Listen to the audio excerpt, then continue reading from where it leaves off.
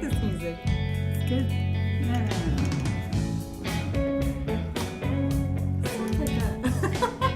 Smooth jazz.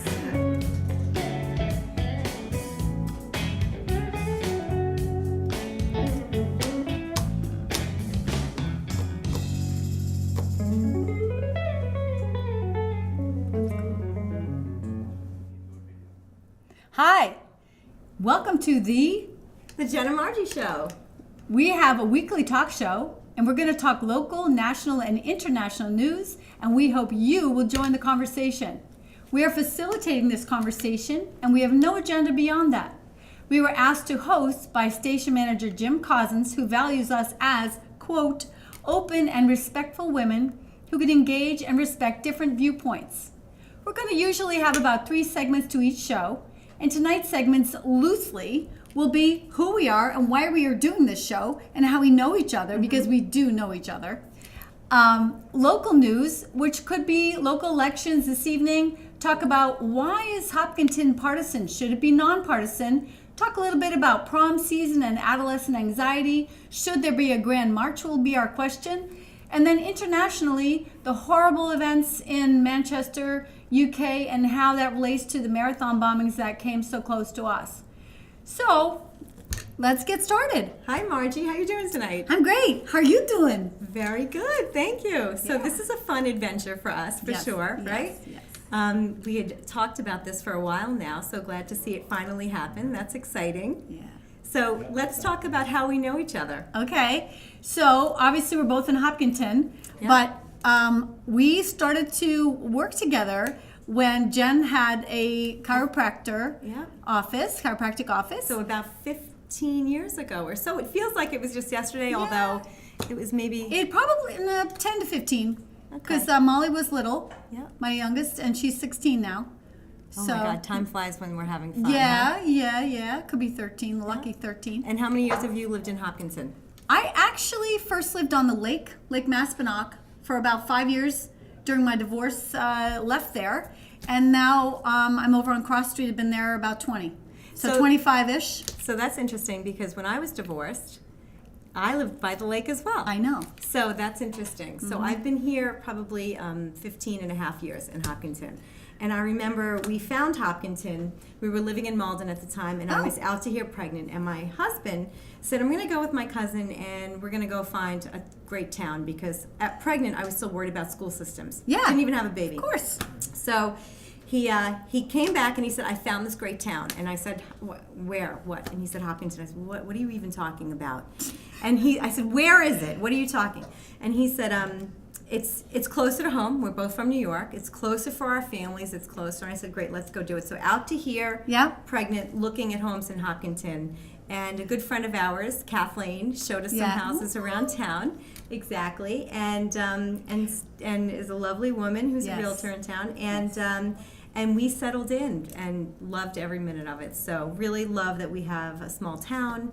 And have such wonderful people in here. And that's not patronizing. That's really how I feel. I really have a passion for being here and doing things in the town with the kids. So and how did you get here? Well, my story is a little different. The end is the same, passionate for the small town feel and the nature and the camaraderie and hello on the street instead of just passing like ships in the night. My ex-husband was a builder, and we were living in North Attleboro in a condo, but he wanted a fixer-upper. So he found this. I love this house still. It's at the end of Pine Island Road, and so you have to go. Oh yeah. So anyway, but he wanted to. One of the things that wasn't the same about us was that he was a fix up and move on, and I was like, no, that's where I want to stay. I don't want. So anyway, so we lived there until we were divorced, and then when I came back, I'm now closer to the Ashline line. So it's a different part of town, but I like that because I've been in different parts. My next place I want to go is in the center, so I can walk around maybe.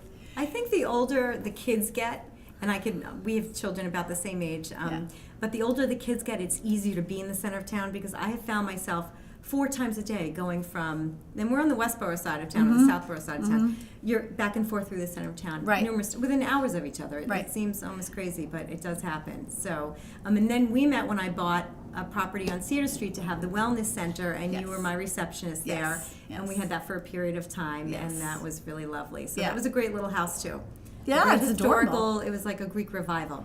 Yeah. Yeah. So every time I drive by it, I have a very. Is it 14 Cedar Street? It is that? 14 Cedar Street, right across from the post Yeah. office. Very sweet little street. Yep. Has turned over a couple times since then, but very, very sweet. I think they're doing a new backyard on it, so And they paved the driveway, which I I saw remember that was too. kind of challenging in the it winter. was very challenging. Yeah. Exactly. Yeah. So here we are in Hopkinton, talking like we have over the years. And what do you want to talk about first tonight? Well, I think we should talk about the local elections. I think. I think we should. You know, this was on May 15th. Yeah. That the elections went down. Some very close races, and I think the biggest surprise was when Ken Wisemental wasn't reelected. He's done so much for the planning board, really a fixture in town. Yeah. But it seems like the mood is for some new people, a little bit of a different approach. And the other big surprise, or I think it's actually a really good thing, that Amon Hydri came within 78 votes of John Katina, who's been here as a wonderful, interactive member of the community. Amon brought a piece that people were interested in having on the board, some diversity, a different set of characteristics, and then the other half of the people still wanted John, you know, and so which I think that's great to have in our community. I think we also have to remember, and you and I know this. These are volunteer positions. Yes. These are not paid. These are people that take Right. time out of their family schedules, their Right. work schedules, their lives, their exercise, their everything to volunteer for this town. It's pretty Right. amazing when you think about what we put into in order to get back. So Right. you ran for the library trustees. We will get back to the elections and the Sure. close races, but let's talk about we've done a lot of volunteer Yes. work ourselves and continue to do. Yes. So you're now on the board of the library trustees. Right. What made you want to run? Well, again, you and I think, very similar. We just want to help. Yep. We want to help. We believe so strongly in this town. We want to keep Absolutely. it Hopkinton. We don't want to water it down and turn it into something else with too much building, too many stores or shops or whatever. So I would have done whichever position was open. That seemed like something I could do. And when I looked at who was running for planning board, I said, you know what? They're good people. I don't want to take away from their votes. I don't want to step on their toes. They're good people. Any combination is great. And you work in the school system. Yes. And you're around kids all the time. It seems Yeah. like the library would be a natural fit to Oh, doing yeah. some work Exactly. for. But what I'm saying is I backed up to say, I wanted, last year I ran for Board of Selectmen. I would have been so excited to do that. I would have loved to represent and make decisions. But again, I'm not going to go against Amon Hydri, who is wonderful. He's an engineer or whatever his characteristics, qualifications are. I don't want to go against John Katina, who I respect and appreciate. So I just thought, okay, what else is there? And the library, just like you said, books, kids, beautiful building. Yeah, And I think it can be a really exciting central location for meetings, activities, update the collection. I don't really know the full collection. My mom was a librarian in Wellesley for 30 years. Oh, I didn't know And that. piece. I didn't know that yep. piece. So so I'm kind of familiar with the whole picture. Right. And I'm really excited. We had our first Board of Library Trustees meeting last Thursday Oh, that's at great. the location on South Street. So for me, it's a really exciting thing to do. Cemetery commissioner, probably not so much. Assessors, not so much. But yeah, library, I can get really excited about that. That's great. And you were on Board of Health. I was on Board of Health. I had a 3-year seat. Yep. That was, my husband was joking with me before I left the house tonight. He said, just when one thing's end, you start up another thing. So I think that's just the nature of me. Yeah. And that's okay. Sounds familiar.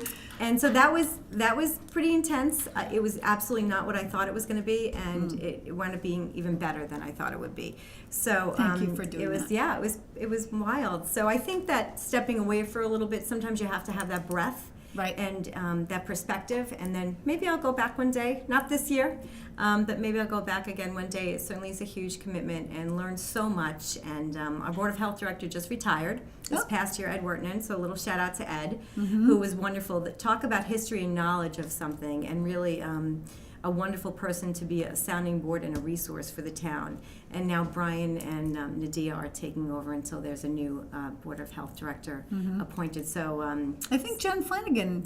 she's not the director, she's the chairperson of the Board of Health. So there is a difference. All right. There is a difference. Thank you. So yeah, so that's great. I don't know if I'd run for anything else besides the Board of Health again.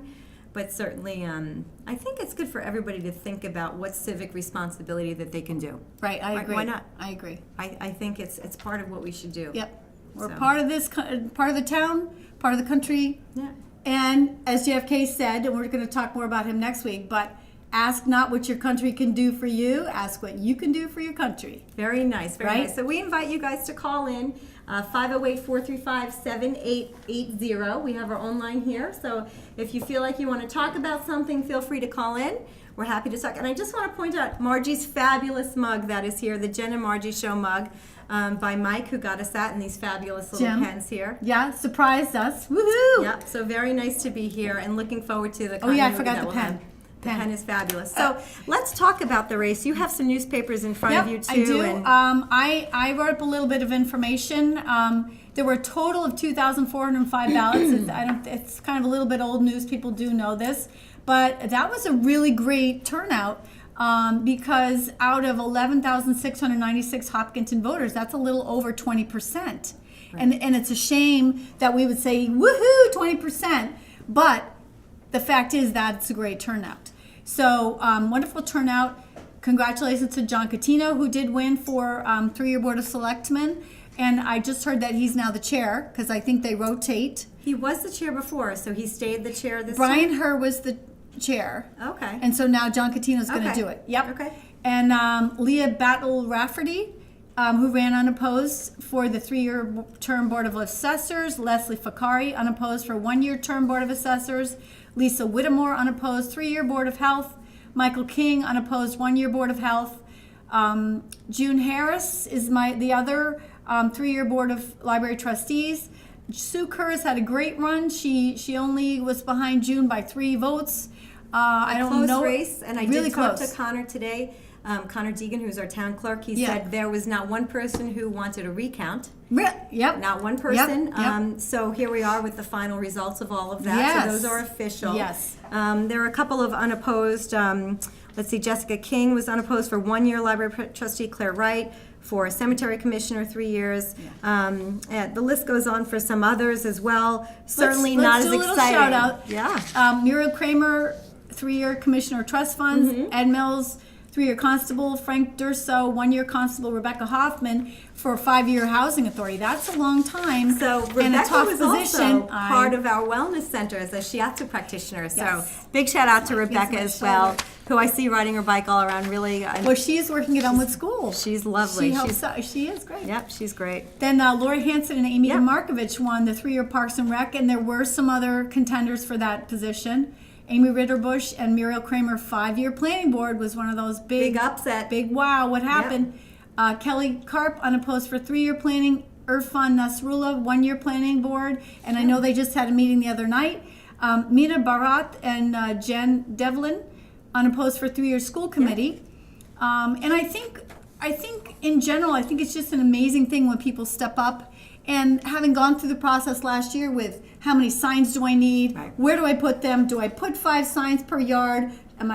I feel like it's respectful to put 1 sign per yard, but I don't know if it's as effective. I had 3 in my yard. Yeah. And actually, I won't say who they were, but From the same person, though. That's my question. no, they were 3 different, 2 for the planning board, Yeah. 1 for selectmen, and I won't say who they were, but certainly not all Democratic or Republican. So Right. I will say that.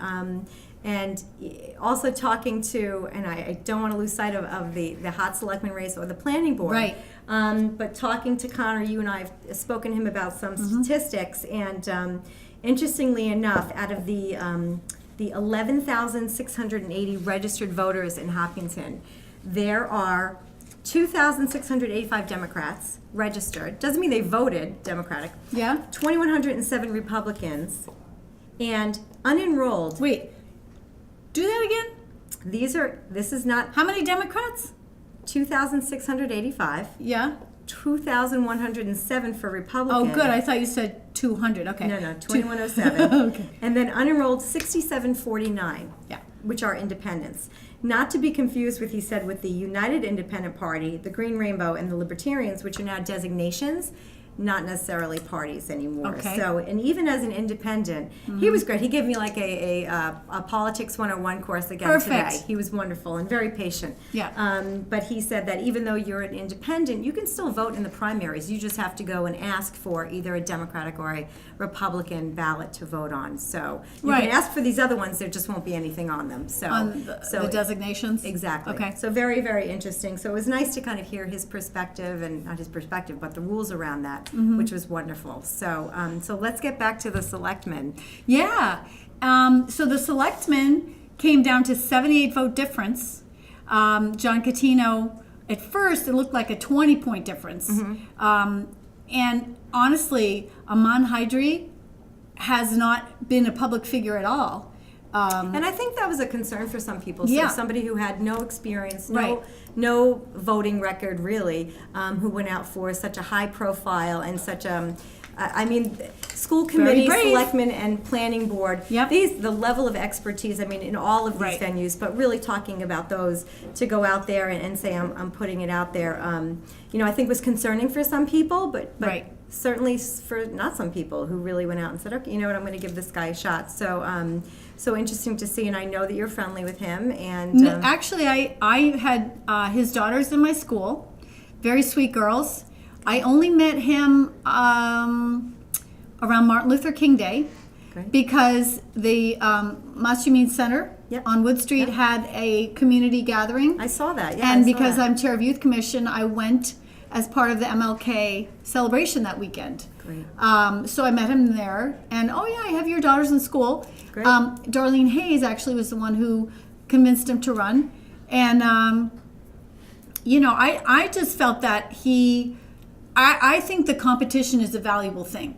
I think if we only have one candidate, it's not really a choice. Right. So I think being able to have two great choices was a blessing to our town. Well, choice is always good. Yeah. Right? Choice is always okay. Yeah. So, and then the planning board, very exciting. Right. Planning board was, again, Ken Wisemantel has given so much and really very strongly led that board and Yeah. steered, the ship to this point. But I don't know if it's because of the national elections or because of all the change in town.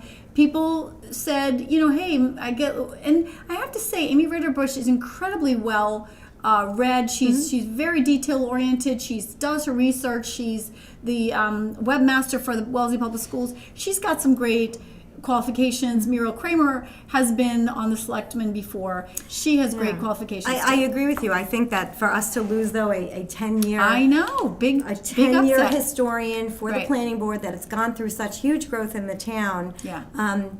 certainly should be concerning. I want to be mindful of time. Yep. What I want to say is I hope that he's not going to go away because we really need his wisdom. I'm nonpartisan, and I think the question we'd love callers to share with us, and we'll come back after a little break. But we'd love to hear from you. Should Hopkinton continue to be a partisan election situation, or should we be nonpartisan? I personally am an independent, but I registered as a Democrat to pull the ballot, and then the Democrat said, "Hey, she's a Democrat," So that's should we just something- vote yeah. for the person and not the party? So that's what we'd like to open up Right. to the phone Sure. lines. If there's anyone who'd like to call in, And we'll take a short break, and we'll be right back. Does that sound okay? sounds great. All right. Thanks, Margie. Thank you. Thank you. I'm Ben Franklin. I'm here because I'm thrifty. Do you get allowance at home? Yeah, when I do chores and good stuff.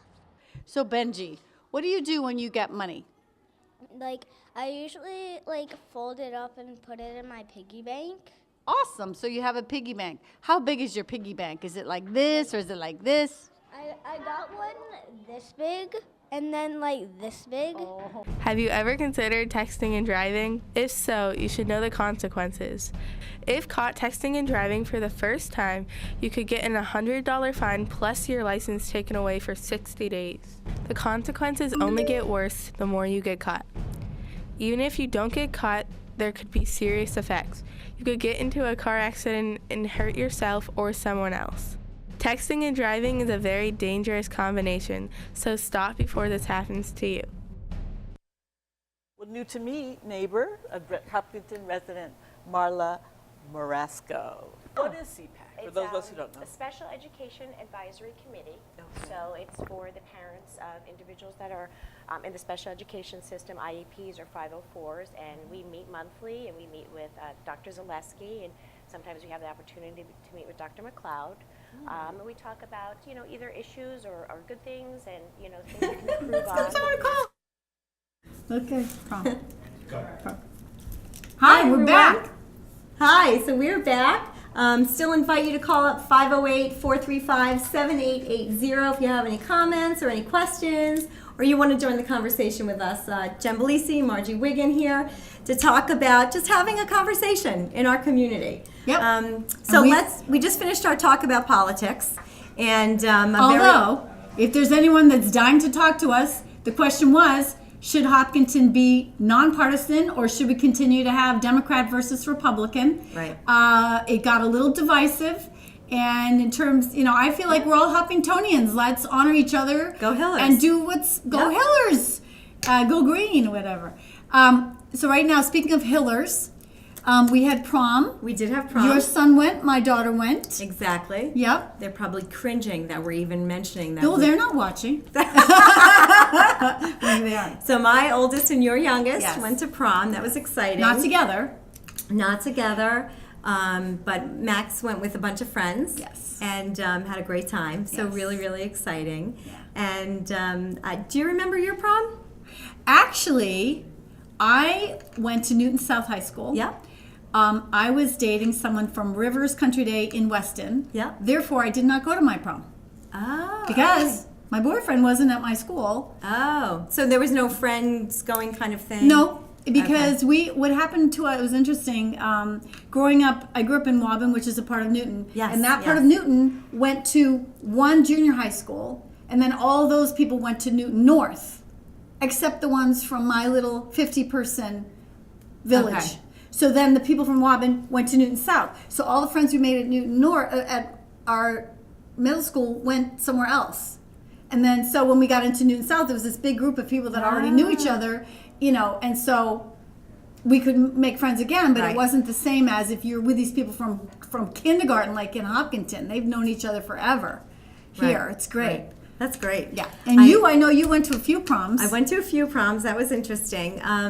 So we had a junior prom and a senior banquet, but I went as a sophomore with a junior. I went with a junior as a junior, and then I went as a senior class officer as a junior. Nice. So 3 horrific dress choices, if you ask me to look back on those. So we're Do we have talking about pictures the of late those? 80s. No, but I can dig those up. They were horrible, I will say. And I think there's so much hype, there's so much stress. Right. We do. I don't want to digress from what we're talking about. Right. Because I think we were talking about. Our intention was to talk about prom and the pressure around that Right. for kids and how hard it is to be an adolescent nowadays. Anyway. Right. Even more so than it was when we were growing up. Right. But there is a Facebook comment that I do want to touch upon. Okay. And it is from Darlene Hayes. Okay. She saying that she did not convince anybody to run, but the HDTC, maybe you could comment on that. Sure. Well, and someone as part of the HDTC. Can you tell people what the Yeah, HDTC? the Democrat committee. I was actually asked by Darlene to run for Board of Selectmen, and she is very influential in encouraging people to vote. To run for office, if not convincing them. That's part of what's really great about Darlene. So she's very good at looking around and figuring out who might be good for a position. And she knew Aman because of the Mashimin Center. And then thought, hey, this would be, he would be great to run. So what I saw was wrong, but what I saw was that she was very much encouraging him, as she encouraged me for Board of Selectmen. That wasn't something I thought of at all, and they encouraged me to be on Democrat committee, which I hadn't thought of either. So I think what we can take away from this is certainly there are Republican town committee and Democratic town committee, and that there are a group of people that help make this decision and encourage and look at and really say, hey, what about this? And pose a question that might say, I have a good answer in terms of volunteering that. So thanks, Darlene, for putting that out there. Thanks for joining the conversation. Really appreciate that. Yeah. So let's go back to prom, being the pressures of being a kid. I know from a dress standpoint, right? The girls have a whole network. Oh my gosh. Of Snapchat and all of these things that whatever it is. I can't speak to that like you can. But well, I have to say, in this case, I am very grateful to John Catino. Who obviously, he's a sweet guy. He's always snappily dressed, handsome, and very much service oriented. Showed up at many events all the time. And what happened in this case, he didn't really have anything to do with this, but my daughter saw a $450 dress in the mall. And I don't go in the mall because that's just, I feel like I can't afford anything. It's just going to upset me to go in there. But her friend's mom took her. I think she was the only one that was going to prom at that time. And the mom said, hey, let's go. This will be fun. Well, my daughter was like, hey, it's only $450, Mom. Can't we get this dress? And I didn't know what to say because I want my daughter to be happy. So this pressure from being unbelievable. A kid, and then there's peer pressure, right? But exactly. Peer pressure because well, and there's just maybe just lack of awareness of, hey, maybe if I show this kid this huge, amazing, sparkly thing, and the mom can't do it, that's going to make a difficult situation. So I'm so grateful that John Catino's daughter, Mia, had worn this gorgeous dress, unbelievable. I think it was 2 years ago, and someone else wore it last year. And then this year, my daughter was fortunate to be in whatever Instagram, Snapchat world that she said, does anyone have a dress in this size that they're not wearing that they'd be able to share this year? So she actually had two people let her know. So people stepped up. Two people stepped up, gorgeous dresses. Beautiful. She tried them both on. The one that was Mia Catino's dress was unbelievably tailor-made for her. Beautiful. But, and this is the topic we're talking about, there's so much pressure from media, from the Kardashians, from whatever it is, to look a certain way, and it's it's always like that for adolescents. Yeah. But I think also the pressure of the Grand March is a scary thing, Which is so also they're so televised self-conscious, right? on HCAM, Exactly. so everybody can see it. Well, somebody could live stream it. They could see it months later. When we were last night at Bill's talking, saw an old neighbor friend of mine, and I said that my son had gone to the prom, and they said, oh, we're going to go watch the Grand March. So to know that it's not just people who have kids that are going, that other people are seeing that probably adds to that pressure. Right, it's not just their friends, and so my daughter said, why do we have to have a Grand March? So I think the question, for callers or emailers is, should we have a Grand March? Right. Is that important? I love it because I love, oh my gosh, every pair like a that wedding. walked out, it was It is like a and like fashion the show red in a way. carpet. Yeah. Just unbelievably gorgeous Right. dresses. I have to can I give a shout out to a person? I don't think you can. I think There was you have this to be careful. gorgeous pink, like a rose colored, almost like a Grace Kelly style, beautiful fitted and big skirt, and it looked like it was shantung fabric or satin. It was just unbelievable, different from the slim fit beaded. It was very classic. It was classic and beautiful and just graceful carriage, walking down the aisle with that. So the question is, prom is so much pressure. They're already worried about grades, colleges, sports, peers. Yeah. Do I kiss the boy? Do I not kiss the boy? Are we dating? Are we not dating? Are we just friends? I don't know. And then there's the prom. What do we wear? Who are we dressing for? Well, I said, who are you dressing for? You look gorgeous. What do you wear? So she said, I don't know if it's the right color. It's too short. I don't think it's... So even with a gorgeous dress. Oh my gosh. Even with a friend that she went with. Right. Even Max going to Boston to getting his tuxedo. Talk about that for a minute. That Max wore a white dinner jacket, stunning, really looked great, very excited about it. when he walked into the fitting on Newbury Street, the gentleman that was helping him said, "I have a vision for you."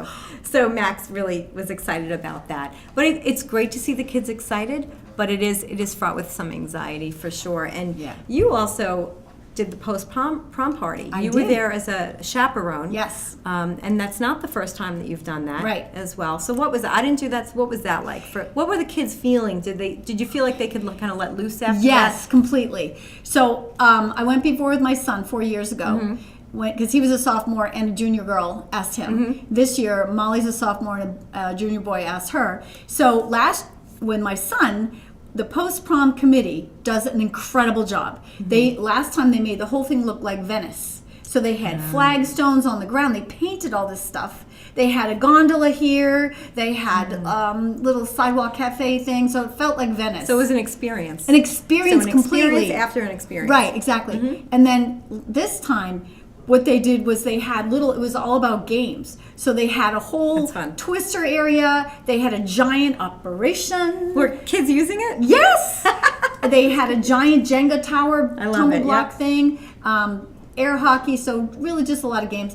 The gym is full of jumpy castles and blown up things that they can play on and huge tricycles they run around. So really they're just allowed to be kids, to relax, but they are in that space from when they come back from prom, which is around 11 o'clock till 5 in the morning, as a way of keeping them safe, Right. continuing the fun, but so they don't come back from the prom and then go party, because we've had, historically, kids get into car accidents that night or trouble of some kind. We don't want the prom to be ruined, that highlight of their year, with tragedy. So, this is a good segue for our next segment, just talking about trying to keep our kids safe. Yeah. For sure. I think that to talk about in terms of when we were kids, right, you get into a limo and you go off and you might sneak some things in there like alcohol or whatever, and then really you don't realize the repercussion of that as an adolescent when you're in it. You're in the thick of it. But taking it from when you are building up to this crescendo of activity, this grand march, and then all that adrenaline can really just kind of go away, and the kids can enjoy their night is real. And to have them come home safely at the end of that, whether they've gone to the post-prom party or whether or not, as a parent, I think we all think, I hope my kids stay safe. Right. That's it. And it should be fun. It should be fun. Exactly. Not scary or dangerous. Right. Yeah. Right. So what I saw was a lot of kids having a great time. And the great. funny thing is, they have this guy that comes in, and he came in last time too. He's a hypnotist. What he does from like 11:30 to 2:30 is he goes around doing card tricks with people and magic. That's fun. And then at 2:30, he starts being this hypnotist person. Yeah. So last time, I didn't watch him this time because my shift ended at 2 this year. Last year, I just stayed because my son was there. I was like, oh, fine, I'll stay till 5 in the morning.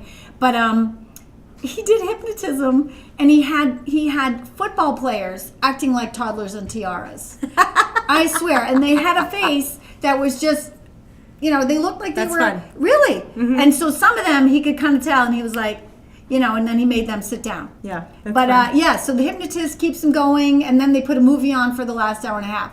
Cute. So they're having a great time. I think it was exciting for Max too, to certainly kind of break away from the norm. Yeah. Yeah, I'm sure that. And every time I saw him, he was having a good time. Really, I think seeing them able to have this group of friends and then go play with this group of friends and then build a tower here and go play something else there was what made it so great. We do have an email from John. Awesome. His email says, why do we have a junior prom and not a senior prom? What? Good question. Does it have a good answer? I don't know. Is a senior banquet? What they do have senior year is a boat cruise. Okay. So, so the build up to the junior prom, by the time senior prom rolls around, they may feel like, oh, I already did that. Or they may go as a senior like you did with a junior. Right. But instead of that, they have a boat cruise, which is a little more sophisticated. Maybe a prom seems a little babyish to them when they get to be seniors. I don't know. It's amazing the difference, right, from a junior to a senior and how they may or may not feel. Who knows? I know. Who knows? But they're driving. I wonder if other schools have junior and senior, or just one or the other, or cotillions, or whatever they call them. Right. They used to have a sophomore cotillion when my oldest, who graduated class of 2006. Yeah. So they used to have a sophomore cotillion, because I remember that dress, blue velvet, and then the junior prom and senior boat cruise. Great. So she had a great time at all of those. So you know what, John? We'll figure out if we can Yeah, we'll raise that question. A real answer to that from one. Thank you. That's a good question. Appreciate you emailing us. Remember, you can always call in 508-435-7880. Yep. Join the conversation. And we have our next segment. We will talk about keeping kids safe in Manchester in the UK. Oh yeah. And international talk a bit. And right now we'll take a short break. Does that sound okay? Oh yeah. All right, and we will be back in just a little bit. Okay. Great. We are second grade Girl Scout Troop 89242, and we are working on a project to support African refugee children in Worcester. We need your help. The African Community Education Program told us what they need, and we are collecting items. We are collecting Walmart gift cards, packaged cookies, headphones, backpacks, and school supplies. Items can be new or gently used, and the target age is 10 to 18 years old.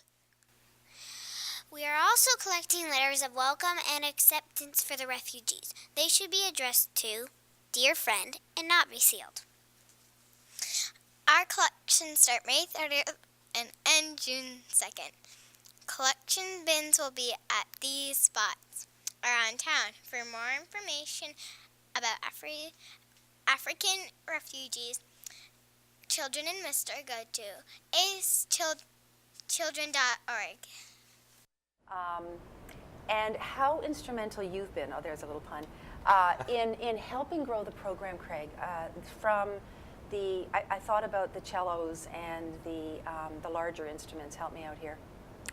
Bass, and then we had trombone and French horn. Right, and there were issues with instruments not being able to having kids bring them on the bus, and Craig really worked hard with the rental company to have additional instruments provided to the school so that students could keep an instrument at home and then have one at the school.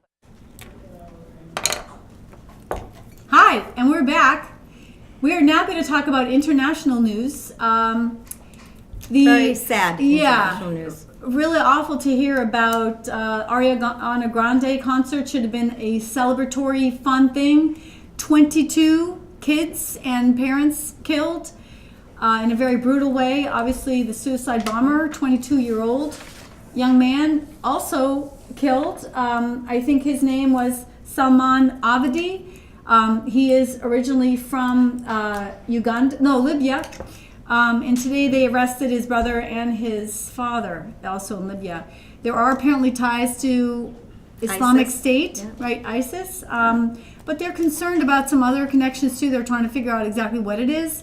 And apparently Manchester, UK has some known cells operating for a while now. Yeah, this is the scary thing. You think that going to a concert, right, an easy thing that you can do. Innocent. It's the same thing like a sporting event, and we can speak to the Boston Marathon. Yes, right. The Boston Marathon starts in Hopkinton. It is our claim to fame. Yeah. One of our claims to fame, and certainly we're a destination for a lot of different things. And I've gone only once to the start line. My husband's run the Boston Marathon. Oh. And certainly we all know somebody that has been there, or we've been there ourselves. Mm-hmm. But it's pause for concern when you think about now innocent children going to just a concert. 22 lives lost, 64 injured, which is so mind-boggling when you think about it. Yeah. And she has canceled the rest of her tour, right, of course. But you think about kids that have gone to their first concert, and what kind of experience is that? So we do have an email. I just want to point that out. It says, James is saying, wouldn't there be less of these if the tragedy didn't get wall-to-wall coverage in the media? So, yeah, I think that's a valid point. Was this like this 20 years ago when you couldn't get coverage like this all the time and social media wasn't the way it was? Right. That's always concerning. Well, and I think another part of this is that these Islamic extremists have a belief that they go to heaven or something, or they get a reward in heaven for doing this because they think they're taking out the infidel. So which we're is not just going to talk Muslim. about one Right. group. We're just generalizing in terms of. So generally, a suicide bomber, a person who's doing something like this, in my opinion, is either, well, probably mentally ill, but trying to somehow get attention for themselves in some way, or attention for their cause in some way, or has a very extreme religious belief. So a person with an extreme religious belief probably wouldn't be affected by media coverage because that's not their motive. I like your phrase extreme belief, whether we're talking about religion Right. or mental illness or fame or notoriety. I think that if we just talk about anybody that's doing this kind of stuff has just got an extreme belief. Right. Above and beyond their root of what is happening. Right. And that's the scary part, is that, we talk about the one-offs, not in the cells. The one-offs, how can we control that? That's very scary. That's scary as a parent when your kid's taking a train to Boston. Right. It's scary for a parent for sure. You don't want to live in fear, but you want to acknowledge the fact that these things are around us. Right, and it's not rational. So it's very hard to predict it or know how to protect against it because it's not rational. So you what's the conversation? So the question is, What do you say to your daughter when she walks out the door? Exactly. Do you talk about Manchester with your kids? well, in terms of the marathon bombing, I mean, when that happened, you don't want to stay in a bubble and be insulated, but you do need to be aware of what's around you, unfortunately, in a crowd. Just be aware. Right. Try to have radar for what's happening. So every loose backpack, every Exactly. Why is that backpack trash there? receptacle Right. can be unnerving in this day Right. and age, for sure. And that's what the terrorists want us to do. They want us to be freaked out. Oh, what is that? So we can't do that. We Right. still have to go about our lives, but we don't want to be naive and think, oh, nothing's going to happen here. Right. You do need to be careful. So I appreciate our police. I know our police in Hopkinton, very Big vigilant. shout out to our police. Big shout out to Police on Fire. And all public servants, DPW guys probably have to pay attention too. So Absolutely. if you see something, say something, for sure. You don't want to be apathetic and unaware. Right. You need to be aware, say something, and be present. So people like Alicia Shambo, who's a Hopkinton resident, was one of the people who rushed in when people were That's amazing. being blown up. Her training is go help. So she did. That's what people do. In the Manchester incident, Theresa May has now increased the vigilance and has made sure that she has more protection for the people that are there. Right. So they said there could be another imminent attack. And they say Manchester is a little less hustle and bustle than a London, right? Yeah. So that's also concerning that it's happening in these kind of quieter, still a huge city, but certainly in these quieter areas that people aren't used to that. Right. For sure. And there have been problems with those Manchester cells before. So maybe it's a sleepy town. People, don't really think something's going to happen, and then it does. So I think just vigilance and awareness is really important. I'm so sad that this boy was 22 years old, radicalized by I think someone named Hosty, who also had done a suicide bombing, also from Manchester, UK. So and similar to the marathon bombings, Johar Tsarnaev was swept along by his brother. Not that he's innocent, but the brother definitely seems like to be the person who was influencing that. And do you remember that day? yes, of Who course. doesn't? Who doesn't remember it? Of course I do. Right. That's like the JFK assassination of our Right. of Oh my our gosh. era right now. Yep, I remember that day too. And I was actually in New York, and my husband was up here, and it was all over the news in New York. And I called him up and I said, "Are you watching? Where are Right, you? What's going right. on?" And he said, "What do you mean what's going?" He wasn't even aware of it yet. Right. Living in Hopkinton, not Yeah. even aware of what was happening. And I remember feeling kind of frenetic, thinking, oh my gosh, because I know we had a lot of runners from Hopkinton who were in the marathon. Exactly. So that's always a little unsettling when you think about, oh my gosh, is it somebody, even if it's somebody that you don't know, your heart goes out to those families and the people that have been affected by that tragedy. But certainly it you know, it's not like you're living in a town that doesn't touch upon. We do have a higher profile because of that. Right. And that certainly would be a target. What about the week before the marathon? We have all the planes flying over in helicopters, and they're getting all baseline things and monitoring all these things. It's a little strange to feel like that when you're in this bucolic town. It's really Right. doesn't And I have to feel- say, I think it was the week following or 2 weeks following, there were bomb threats called into libraries along the marathon route. I do remember that now. I actually had Yep. not remembered that. Yep. Okay. And so, you know, to continue the terror, I know that my daughter, who lived in Cambridge at the time at 90 Hancock, had to go to the airport to fly somewhere at the time when they were shutting everything down and checking the neighborhoods in Watertown. So she said, Mom, how am I going to do this? And I said, I'm coming to get you. We're going to the airport. Because there was no way I was going to let that stop me. Right. So I drove in. She was, oh, I said, it's okay. We're going to be fine. We're going to go. So we went in. There was nobody on the road. We got to the airport. They checked the car fully.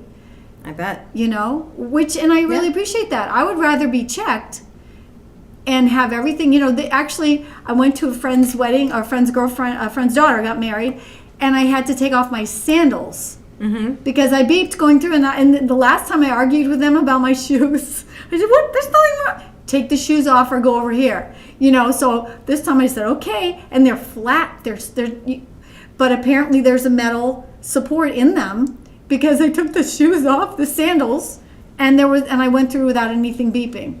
That's But amazing. I said to her, thank you. I appreciate that you're double checking because I would rather be safe than sorry. You know, there's a reason why that's a saying. Right. But I don't think it can stop us from living our lives, you know. I have to tell you, my grandparents, when 9/11 was occurring, my grandmother, who is 100.5, Woohoo! still now Pearly, she was at my house in Malden. Good. And we were watching it. They were supposed to go back to New York that day. Yeah. They lived in Queens, not in Manhattan. And she said, I never in my life would have thought that I would see something like this. Right. And she was through World War II and Korea and the Vietnam conflict. And she'd been through these traumatic national and international events with family lost a son in the Vietnam War. Yeah. So, but still could not wrap her head around, even as an elderly person, what was happening in this world. Right. What was happening. You know, it's so sad to see all of these things happen. You know, again, just to figure out, how can my child be safe at the end of the day? How can we be safe at the end of the day? And I think America has felt so safe for so long. You know, there's a little complacency. It can't happen here. We're protected by our military, but the world is different now. Oh, I The feel, technology, you know, 9/11, the security, I guess, wasn't as tight, or who would imagine?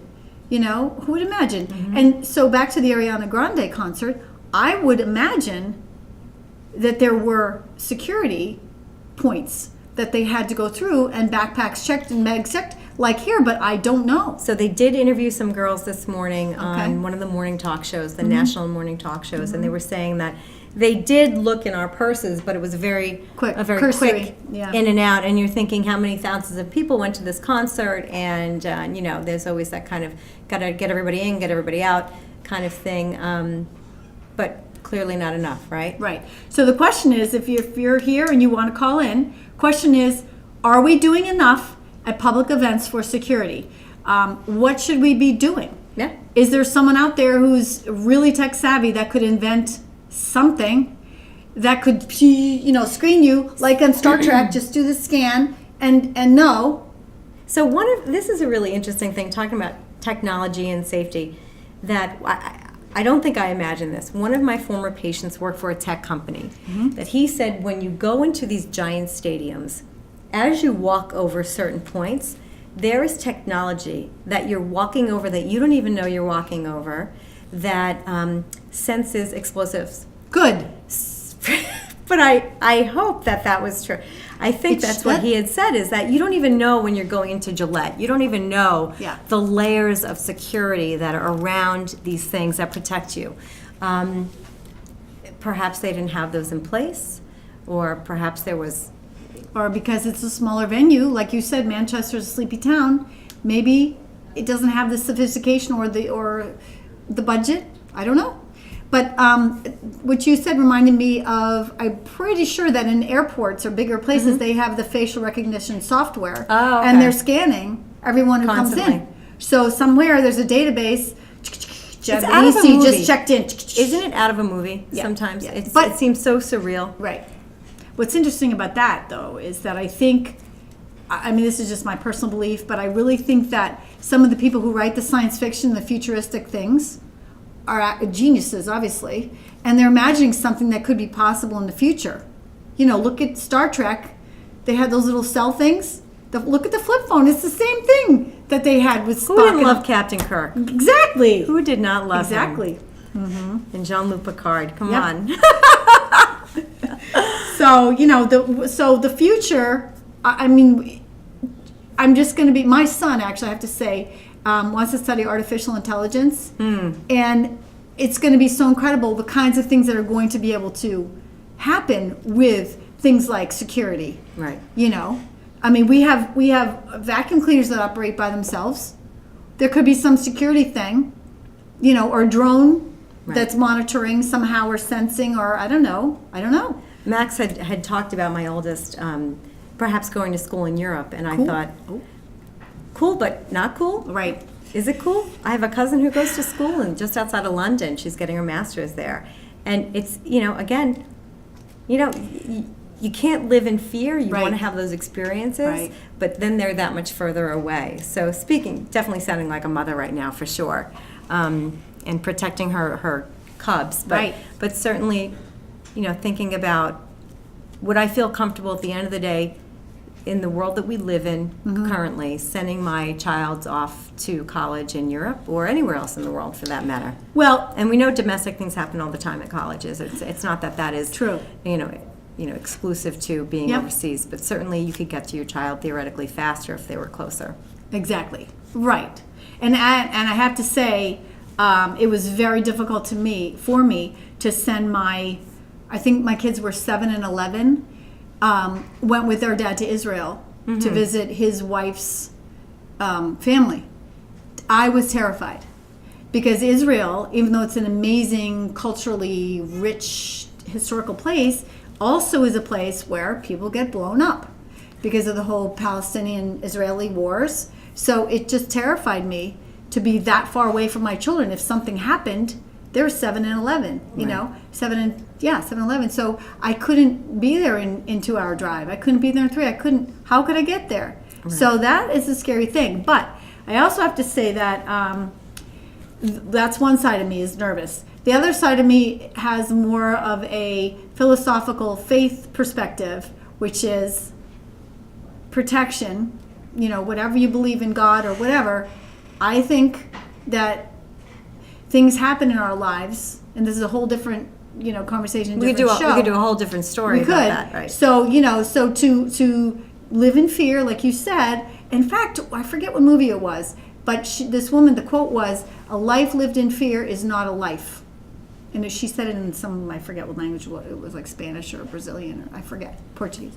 But anyway,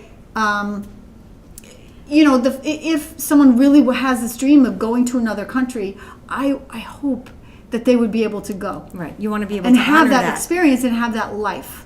Because to live in fear and not have that life, it doesn't seem as much of a life, you know. No, I agree. And you want to be able to do what you can with what we can experience in this world, to get out and do it. Yeah. Right? You don't want to live in this bubble. And while you're young and you don't have kids, you don't have a mortgage, you know what I'm saying? All the things that make life interesting and messy. Chrissy likes our post, Jen and Margie are live. Thanks, Yay! Chrissy, for the little shout out on Facebook.